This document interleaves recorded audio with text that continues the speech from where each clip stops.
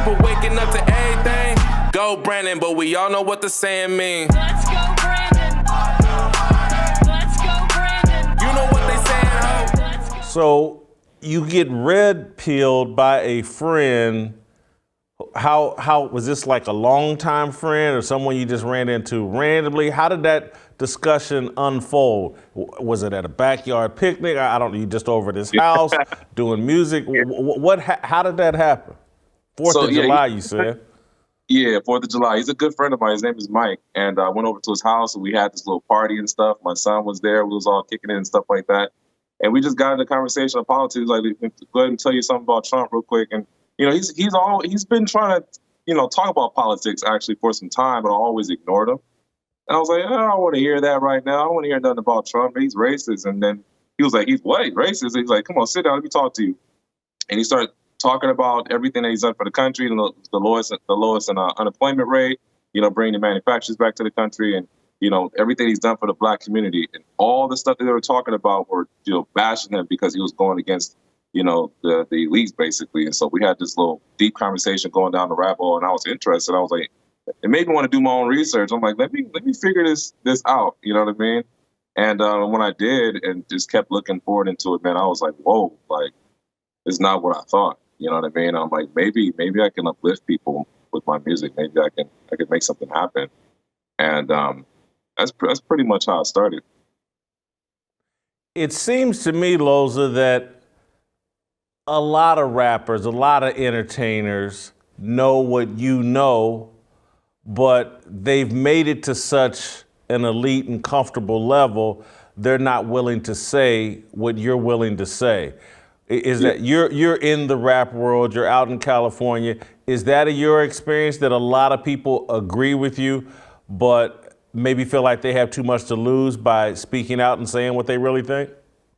Yeah, I honestly do believe that. And also, you know, starting off, you know, I mean, if you're signed to a record label and you put yourself in a position where you're not talking about politics as is, so it makes it a little bit harder to just go ahead and switch up and, you know what I mean, talk about things that you're not really familiar of or that you don't feel comfortable talking about. You know what I mean? And there's consequences to that. But I think it's a big difference when you just start off.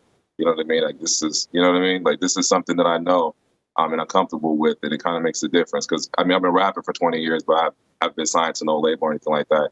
But I think that these record labels are going to start recognizing there's something to this, you know, and people want to hear the truth. People don't want to hear the other stuff anymore because it doesn't match what's going on. And what's going on in the world is real. You know, people's rights are really being taken away. You're forced to take the vaccination. You have no say-so with your own body. Like, this is some serious stuff.